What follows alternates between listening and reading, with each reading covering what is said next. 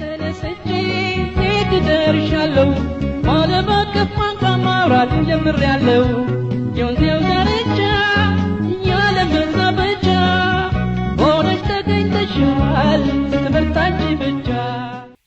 በጉራጌ ዞን ቀደምት አንደኛ ደረጃ ትምህርት ቤቶች መካከል በወልቂጤ ከተማ የራስ ስላሴ ትምህርት ቤት ተጠቃሽ ነው። ትምህርት ቤቱ በ1934 ዓ.ም ተመስርቶ ለ83 ዓመታት ዕውቀትን መግቧል። ሆኖም ትምህርት ቤቱ እንደ ድካሙ እድገትን አላሳየም። ይህንን የተረዱ የቀድሞ ተማሪዎችና ወዳጆች ባለ 5 ወለል ግንባታን በመንግስትና በህብረተሰቡ ትብብር አስጀምረዋል። በቅርቡ የአረፋን በዓል ለማክበር የመጡ የቀድሞ ተማሪዎችም የትምህርት ቤቱን ሁኔታና የግንባታውን ሂደት ጎብኝተዋል። በተለያየ ዘርፍ ያሉት ሀገር ውስጥም ከሀገር ውጭም ያሉት በዚህ ትምህርት ቤት በተለይ ወልቂጤ የተማረ ሰው በተለይ ቀደም ባሉት አመታት የዚህ ትምህርት ቤት ብቸኛም ስለነበረ አብዛኛው ሰው ከዚህ ትምህርት ቤት ነው ተምሮ ያለፈውና ትምህርት ቤቱ ያው እንደሚታየው በአብዛኛው በአሁን ጊዜ በብዙ ነገሮች ላይ ለውጥ ሲኖር እዚህ ትምህርት ቤት ላይ ግን ያለው ለውጥ ዘገምተኛ ነው ወይንም ለውጥ የለም ብሎ መውሰድ ይቻላል። ኤክሰፕት አሁን የተጀመሩት ስራዎች አሁን ይሄ በጣም በሌሎች ልማቶችም ላይ ህዝብን በማሳተፍ ትልቅ አቅም ያላቸው ፍላጎት ያላቸው ሰዎች የዚሁ ከተማ ተወላጆች ነዋሪዎች ይዘውታል። ብዙ ትምህርት ቤቶችን ለማየት እድሉን አግኝቻለሁ። በልዩ ፍላጎትና አካቶ ትምህርት ባለሙያ ነኝ። ብዙ ትምህርት ቤቶችን አይቻለሁ። በኢትዮጵያ ውስጥ ያሉት ብዙ ትምህርት ቤቶች በሚባል ደረጃ ወደ 46,000 አካባቢ የመንግስት ፕራይመሪ ስኩሎች ነው አሁን ያሉት የሚባለው። ከዛ ውስጥ ብዙዎች የሚባሉትን አይቻለሁና በኔ እድሜ እኔ የተማርኩበት ትምህርት ቤት ያኔ ስማርበት በነበረበት ደረጃ ነው ያለው። የፈራረሱ ግድግዳዎች፣ የተጎሳቆሉ ክፍሎች፣ የተሰበሩ ወንበሮች ለብዙ አመት 1934 ነው እንግዲህ የትምህርት ቤት የተቋቋመው። እኔ እንግዲህ አላውቅም 3ኛ ወይም 4ኛ ጄኔሬሽን ሊሆን ይችላል ለትምህርት ቤቱ። ግን በቃ ያኔ እኔ ትቼው የሄድኩት አይነት ትምህርት ቤት ነው ያለውና ስትገባ ቀልብህን ስብር ነው የሚያደርገው። 2010 ጀምሮ ሀሳቡ ተነስቶ 2011 ላይ ዳብሮ አሁን እዚህ ደረጃ ደርሷል። በአሁን ሰዓት ፕሮጀክቱ ፊዚካሊ ወደ ግንባታ ገብቷል። እንደምታዩት ፊዚካሊ የፋውንዴሽን ስራዎች ተጀምረዋል። በጥቅሉ ከ2012 እስከ 2016 የተለያዩ ሂደቶች ሄደናል። በአሁን ሰዓት በሙሉ አቅም ወደ ግንባታ የገባንበት ሁኔታ ነው ያለው። በተቃራኒው ደግሞ ፍላጎት ያላቸው የኔም ባች የነበሩ ከኔ በፊትም የነበሩ ባች የነበሩ ሰዎች አሉ ትልቅ ቦታ ላይ የደረሱ። እነሱ ጋር መወያየታችን ትምህርት ቤቱ መሻሻል አለበት፣ የአቅማችንን አይዲያ ያለው ሰው አይዲያ፣ ገንዘብ ያለው ሰው ገንዘብ፣ ማቴሪያል ያለው ሰው ማቴሪያል፣ ምንም የሌለው ሰው ደግሞ ምንም ሳያደርግ መጥቶ አይቶ መሄድም አንድ ኮንትሪቢዩሽን ነውና በዛ ደረጃ ሰውን አፕሮች ለማድረግ መሞከሩ አስደስቶኛል። እኔ በግሌ ያው እዚህ ትምህርት ቤት ስትገባ የድሮ ነገሮቹ ብዙ ነገሮቹ ፊልም ታረጋው ነገር አለ። በጣም ደስ ብሎኛል። ያው በጣም ብዙ ደስ የማዩ ነገሮች አሉ ባለመለወጡ ምክንያት ማለት ነው። ስለዚህ አሁን የተጀመረው ነገር ለዚህ ትምህርት ቤት ቢያንስበት እንጂ የሚበዛበት አይደለም። ኮሚቴዎቹ በዝርዝር እንዳሳዩን በጣም ትልቅ የሆነ ፕላኑም የሚያምር ለቦታውም የሚመጥን ከከተማው ለውጥ ጋር ማች ላይ ያደርግ የሚችል በጣም ደረጃውን የጠበቀ ትምህርት ቤት ለመገንባት ንቅዶ የተያዘው ስራዎቹም ተጀምረዋል። አሁን እስካሁን የተሰሩ ስራዎች ራሱ ቀላል የሚባል አይደሉም። ትላልቅ ስራዎች ናቸው። ዋና የመሰረት ስራ መስራት ከባድ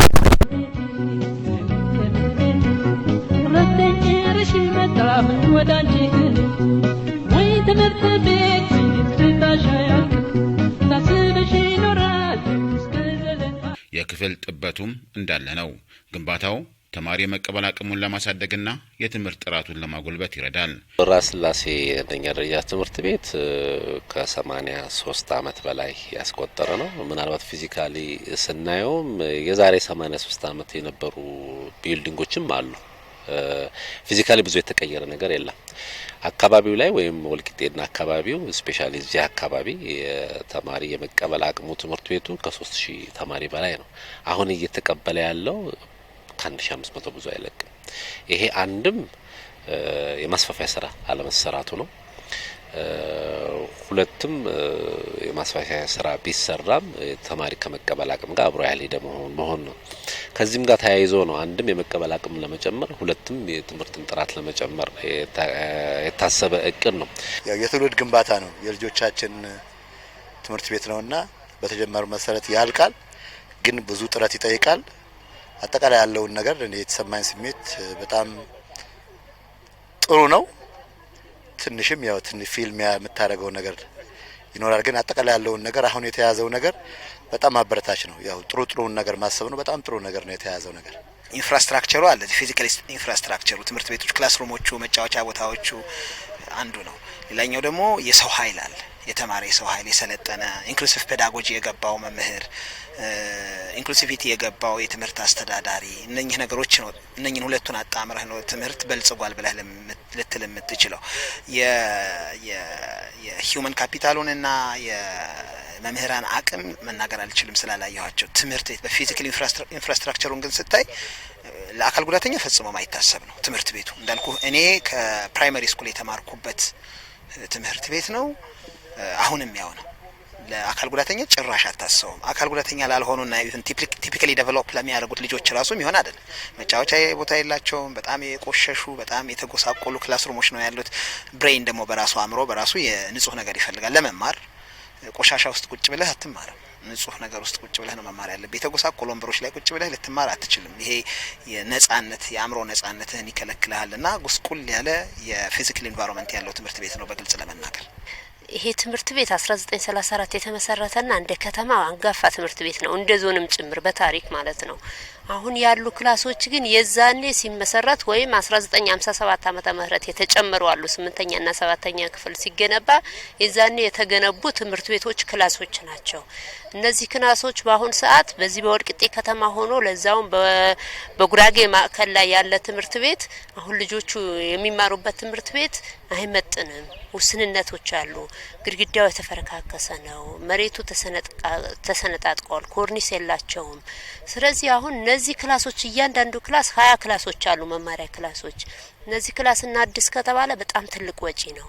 ግን ይሄ ከማደስ ይልቅ አዲስ ህንጻ ሰርቶ ለሁሉም ነገር ለስብሰባም፣ ለስታፍም፣ ለመማሪያ ክላስም፣ ለመኪና ማቆሚያም፣ ለገቢ ምንጭነትም የሚያገለግል አዲስ ህንጻ በአዲስ ይገንባ ከሚል ጽንሰ ሀሳብ ነበር ይሄ እንዲገነባ የተደረገው። ወልቂጤ ራዘ ትምህርት ቤት ላይ እየተሰራ ያለው ስራ ትልቅ ፕሮጀክት ነው። G+4 ህንጻ ባለ 5 ወረር ነው። የተሻለ መማር ማስተማር ሂደት እንዲኖር እኛ የተማርንበትን ሂደት ሌሎች ታናናሾቻችን ወይ መጪ ትውልድ የተሻለ ነገር እንዲያገኝ በሚል የተሰባሰበን ኮሚቴዎች ነን። በዚህ አጋጣሚ አንድ 4-5 አመት ይሆናል ይሄን ነገር ካሰብን ወደ ተግባር ፊዚካሊ ወደ ስራ ከገባን 1-2 አመታችን ነው።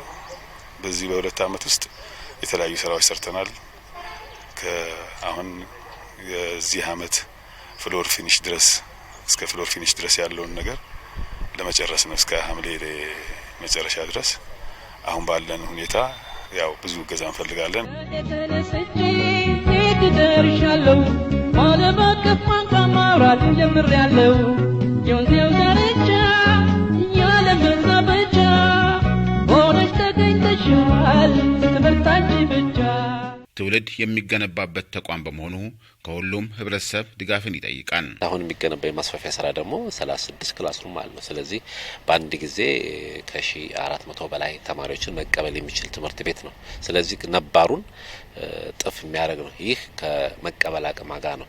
ነባሩን ደሞና ከአዲሱን ስታየው ደግሞ ነባሩ ምናልባት ያው ችግር ሆኖ ነው እንጂ ተማሪዎቻችን የዛሬ እንኳን እኛ አይደለም የኛ አባቶቻችን አያቶቻችን በተማሩበት ትምህርት ቤት ነው የተማረው፣ ምንም ለውጥ ሳይኖረው ፊዚካሊ ምንም ሳይለወጥ ማለት ነው።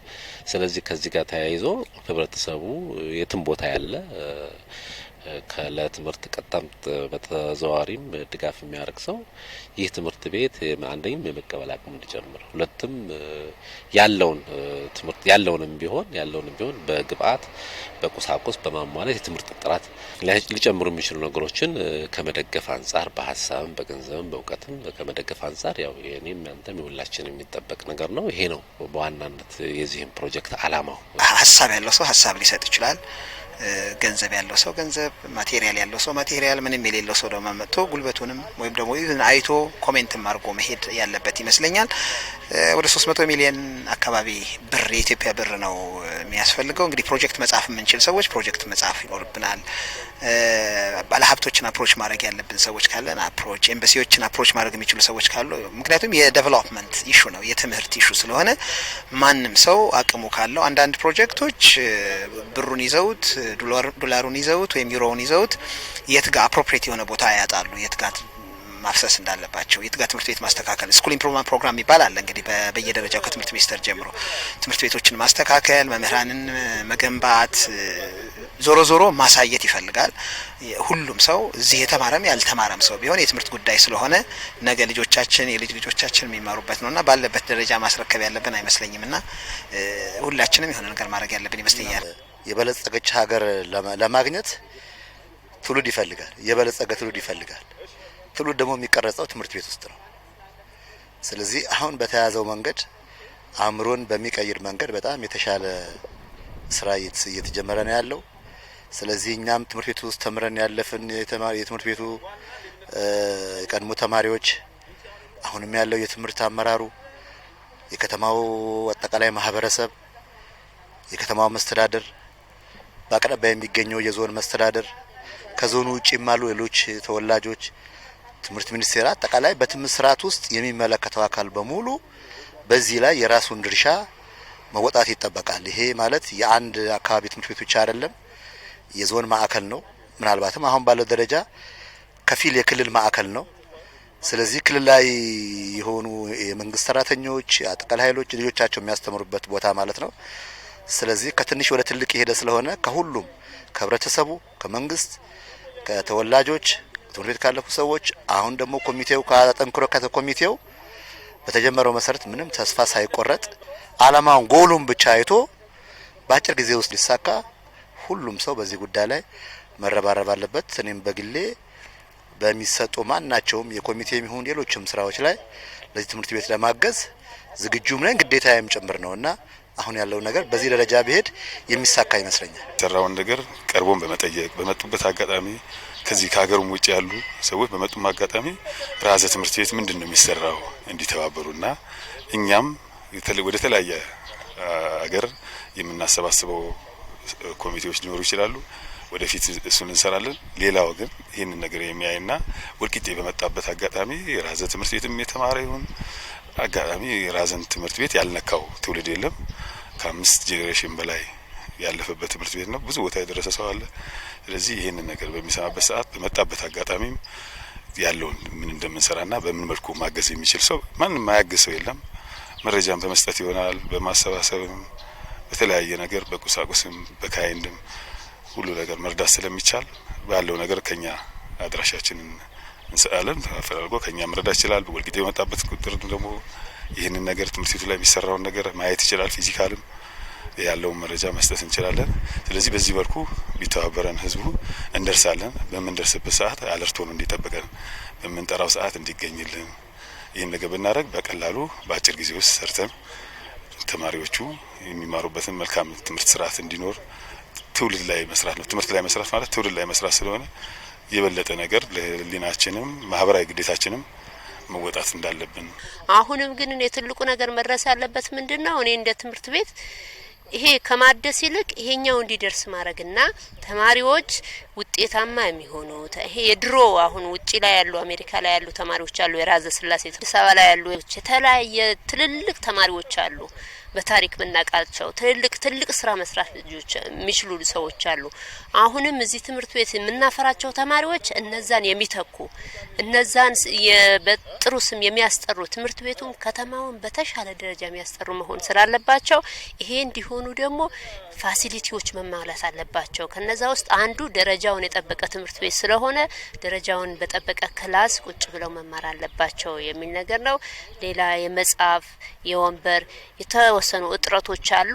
ምናልባት በተወሰነ አጋጣሚ የዚህ አካባቢ ተወላጅ የሆነ በጉራጌ ተወላጅ የሆነ እነዚህንም በትንሹ ይጀምራል። ምክንያቱም ይሄ ትልቁ ፕሮጀክት እየጠበቅን ልጆቹ መማር አለባቸው። ከተውናቸው ይሄ እስኪደርስ እነሱንም እየጣልን መሄድ ስለሆነ እነሱንም እያበቃን የምንሄድበት መንገድ ዴስኮችን ከመግዛት የተለያዩ ወጣሉ ሽልማቶችን ከመሸለም አንጻር ተማሪዎችንም የማበረታታት ስራ ብንሰራ የበለጠ የተሻለ ተማሪ ጥሩ ተማሪ ራዘን የሚያስጠራ ተማሪ እናገኛለን የሚል ሐሳብ አለኝ። ተነስቼ ደርሻለሁ ዓለም አቀፍ ቋንቋ ማውራት ጀምሬያለሁ።